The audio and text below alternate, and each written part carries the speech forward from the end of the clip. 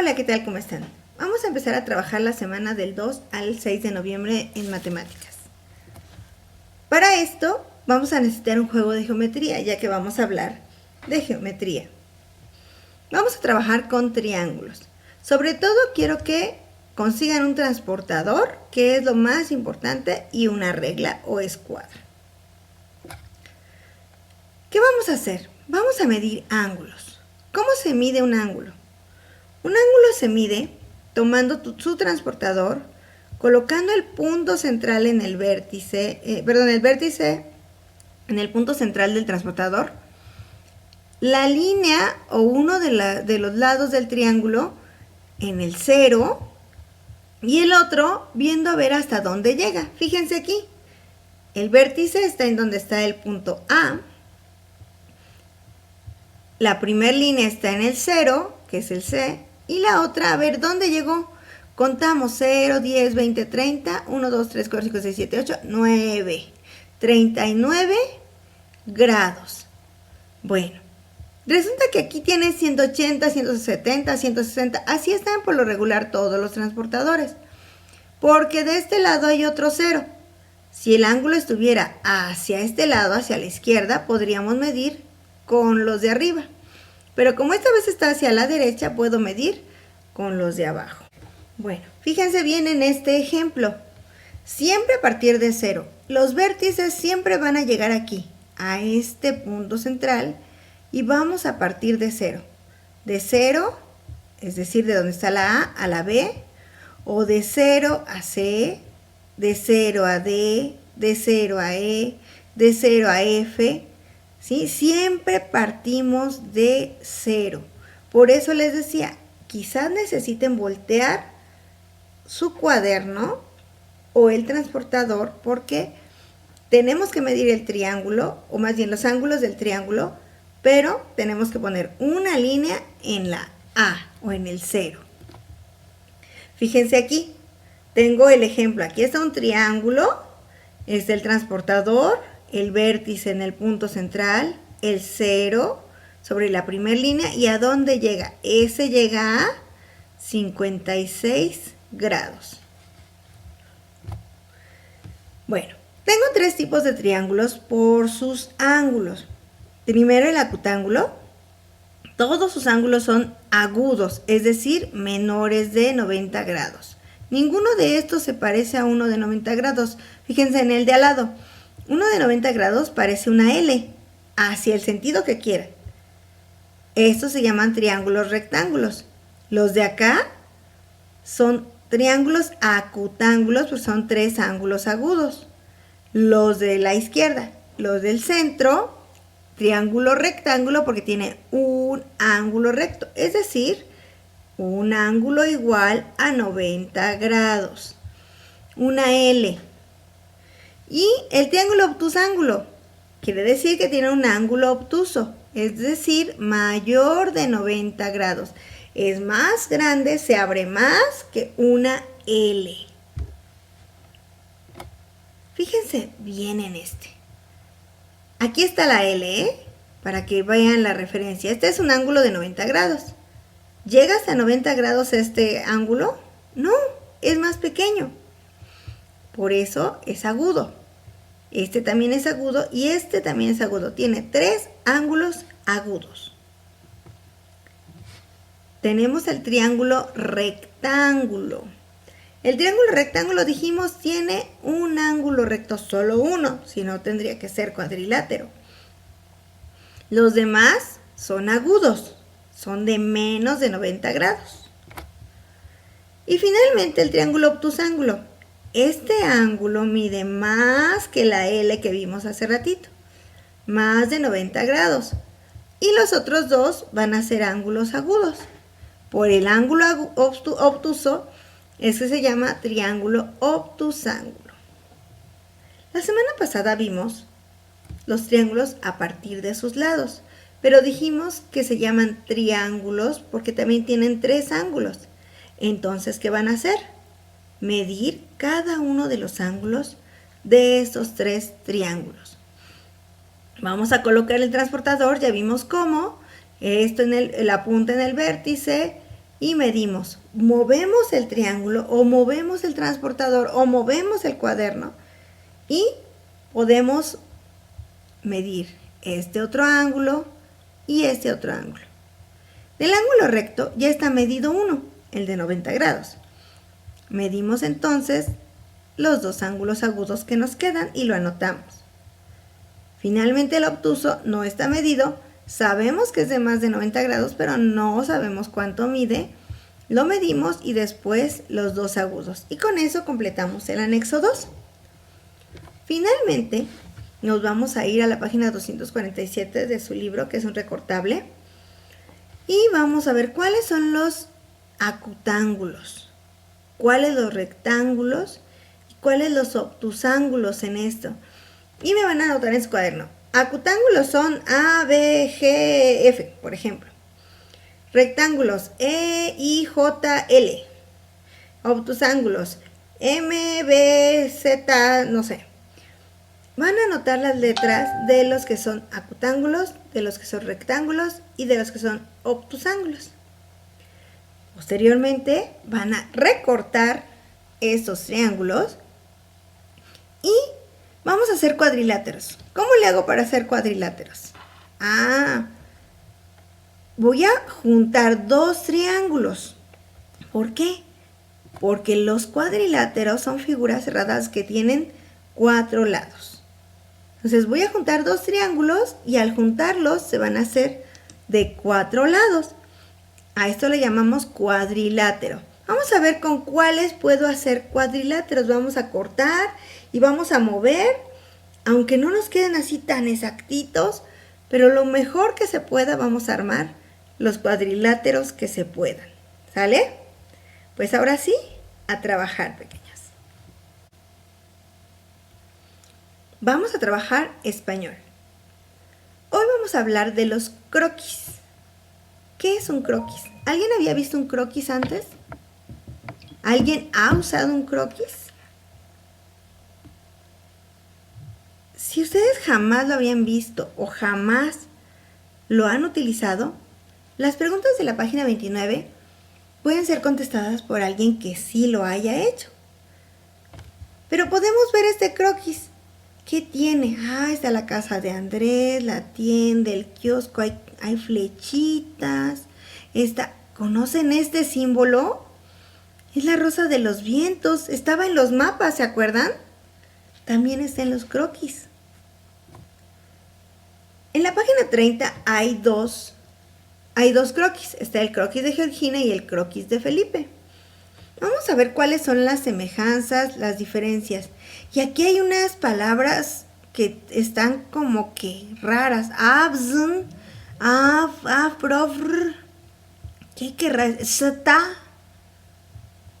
Acá también tengo cals. ¿Qué querrán decir esas palabras que están así como que raras? Ay. Bueno, pues veamos, ¿qué más hay? En este croquis está la simbología. ¿Se acuerdan que eso también está en los mapas? La rosa de los vientos. Aquí tengo flechitas. La rosa de los vientos. Hay dibujitos. ¿Qué tienen? Que tiene uno y que tiene el otro. ¿En qué se parecen? Semejanzas. ¿En qué son diferentes? Obviamente serían las diferencias que estoy pidiendo. Y después vamos a responder las preguntas de la página 31. Tanto las de la 29 como las de la 31 las respondemos en el cuaderno porque no van a caber las respuestas en el libro. Lo que vimos en los croquis, esas A, etcétera, etcétera, se llaman abreviaturas. Aunque también es posible que veamos algunas siglas. Las abreviaturas hacen que una palabra se haga chiquita. Por ejemplo, atentamente lo podemos abreviar AT. Doctor, ese sí lo han visto. El drr, tal, fulanito de tal. La drr, la doctora. Dir, director, ingeniero, licenciado, etcétera, etcétera. Tenemos algunas otras letras que son más bien siglas. Las siglas es el uso de la primer letra de cada una de las palabras que forman una compañía, por ejemplo, o FM, frecuencia modulada, una sola letra de cada palabra. AM, amplitud modulada. ADN, ácido desoxirribonucleico. ONU, Organización de las Naciones Unidas, etcétera, etcétera, etcétera. Tenemos así la UNAM, IPN, la UAM. Todas esas son siglas, jamás se acentúan. En cambio, las abreviaturas sí. Cuando les pongo PAG, lleva acento, porque páginas o página lleva acento, pero las siglas nunca se acentúan. En su libro van a encontrar algunas de estas abreviaturas o siglas. Vamos a hacer un listado de 5 abreviaturas y 10 siglas. Pueden utilizar incluso las que están en el libro y si no, pueden buscar otras más. Y van a ponerle su significado. En el caso de los croquis, por ejemplo, vimos Av varias veces. Av, ¿qué quiere decir? Avenida. Sta Cecilia. Sta. Santa. ¿Sí? ¿Qué significa cada una de estas abreviaturas? ¿Y qué significa cada una de estas siglas? Para después hacer su propio croquis. Averigüen dónde está el norte a partir de su casa. Dónde está el norte, el sur, el este y el oeste para poner su rosa de los vientos. Y hacen su croquis para llegar de su casa, a la escuela. ¿Cómo podríamos saber cómo llegar a pesar del croquis? Pues ahí vimos algunas flechitas. Pues caminamos para acá, hacia la derecha, hacia el este, luego hacia el sur, luego hacia el oeste, luego hacia el este otra vez. No sé, hacia dónde vamos a caminar y podemos hacer flechitas. Desde su casa hasta la escuela hacemos un croquis, lo iluminan, le ponen dibujitos muy bonitos. ¿Sale? Ese sería el trabajo de esta semana. En historia, vamos a hablar de 2 culturas. La cultura mixteca y la cultura tolteca. Hay pocos datos en el libro, así que solo vamos a leer 2 páginas del libro. La cultura mixteca y la tolteca vivieron en el periodo posclásico. ¿Recuerdan que vimos primero? Preclásico, los olmecas. Clásico, los teotihuacanos, los zapotecas y los mayas. Y ahorita vamos a ver a los del posclásico, los mixtecas y los toltecas. No son los únicos, pero son los que vamos a ver ahorita. La cultura mixteca la vamos a encontrar en la página 54. Vamos a estar leyendo páginas 54 y 55. Los mixtecas habitaron en lo que es Oaxaca, Guerrero y Puebla. Ellos tallaban figuras, fíjense la figura que está ahí a un lado, de obsidiana, de cristal de roca, de metales preciosos. Elaboraban objetos de oro, adornos. Ellos ya tenían collares y ya se ponían bien guapos para la fiesta. No es cierto, no era para las fiestas. Ellos hacían adornos para sus gobernantes. Su escritura principalmente la hacían en códices. El juego de pelota que utilizaron muchas de las culturas, en este caso estaba relacionada con sacrificios, rituales para la fertilidad también, para tener hijos y para la fertilidad de la tierra, para que la tierra tuviera mucho fruto. Entonces para eso se jugaba el juego de pelota. Los toltecas, ellos se establecieron en Tula. Actualmente ahí está Hidalgo. En cuanto a la agricultura, lo principal que sembraban era el maguey. Hacían piezas de barro y tubos de drenaje, por allí ya pasaba el agua. Claro, no era como los tubos de ahorita, no eran de PVC ni eran el metal como es ahorita, no. Pero ya hacían su propio drenaje para que pasara el agua de los ríos. Después tenemos que ellos utilizaban la semilla del cacao como moneda. Nosotros ya utilizamos pesos, moneditas de 10, pero ellos intercambiaban el cacao y con eso pagaban lo que adquirían. Aquí en la ilustración les coloqué a los atlantes de Tula. A lo mejor si alguno de ustedes ha ido a Hidalgo, encontrará estos atlantes. Son enormes y además están muy bien alineados. Esa es una escultura famosa de los atlantes, de los toltecas. Vayan viendo qué otros datos pueden encontrar en las páginas 54 y 55 para contestar el cuestionario. Está muy chiquito también porque son pocas, como les dije, son pocas las páginas, son pocos los datos que tenemos ahí en el libro, ¿sale? Si quieren investigar más, pueden buscar videos, pueden buscar información en otros libros acerca de estas dos culturas. Hemos estado hablando de figuras bidimensionales o bien dibujos. Y hemos también mencionado algunas esculturas, cuerpos geométricos que son tridimensionales. Bi quiere decir dos, tri, tres. Dos dimensiones y tres dimensiones. Figuras tridimensionales son como estatuas, por ejemplo. Pero también vimos que el cubo, la esfera, el prisma, el cono, el cilindro, todos ellos son cuerpos tridimensionales. ¿Cuáles son las tres dimensiones que tienen? Ancho, alto y profundidad. Nosotros, como seres humanos, somos tridimensionales. Tenemos altura, bueno, yo no mucha, yo soy chiquita. Altura, anchura y tenemos profundidad. En cambio, los dibujos, fíjense en estos, solamente tienen ancho y largo. No hay nada hacia atrás. No hay profundidad, incluso en los dibujos. Y si los ilumináramos, a lo mejor pareciera que sí tienen profundidad, pero no, son completamente planos. Son bidimensionales. Solamente dos dimensiones. ¿Qué van a hacer? Tenemos en la guía un anexo en donde les coloqué un atlas. El atlas en forma tridimensional y en forma bidimensional. Van a mencionar cuáles son las diferencias y también las semejanzas, en qué se parecen. ¿Vienen las instrucciones allí? Veamos, por ejemplo, el cuadrado. Tiene altura y anchura. Pero el cubo tiene altura, anchura y profundidad. ¿El círculo qué será? ¿Bidimensional o tridimensional?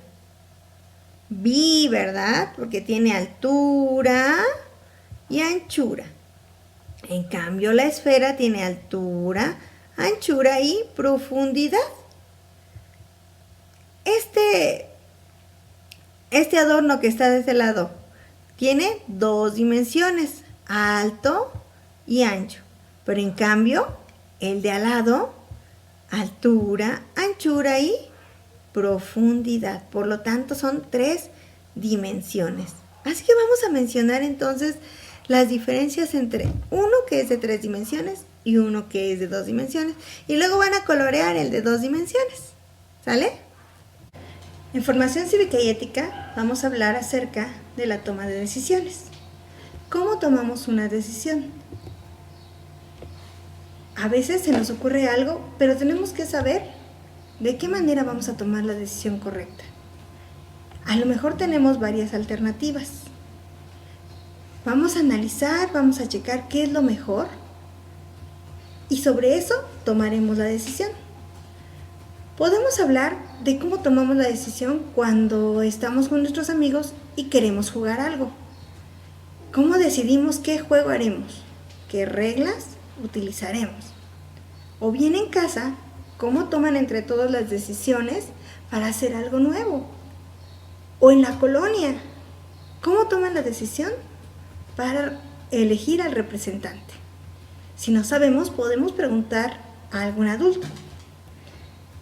Después, en las páginas 28 y 29 tenemos algunas preguntas, tales como, en el país, ¿cómo elegimos a nuestros representantes? En la escuela, ¿cómo seleccionamos a nuestros representantes también? En la familia, ¿cómo decidimos a dónde ir de paseo? Y así, hay varias varias preguntas que quiero que ustedes contesten, cada una de ellas en su cuaderno. Y al final van a colorear estas páginas porque están muy tristes así sin color. Coloréenlas. Y con eso terminamos formación cívica y ética. Finalmente, educación socioemocional. Vamos a pensar en cómo deben ser los amigos. ¿Cómo debo actuar con un amigo?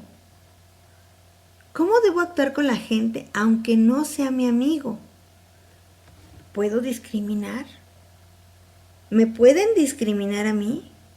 ¿Qué consecuencia habría si yo discriminara? ¿Qué consecuencias habría si yo no discriminara?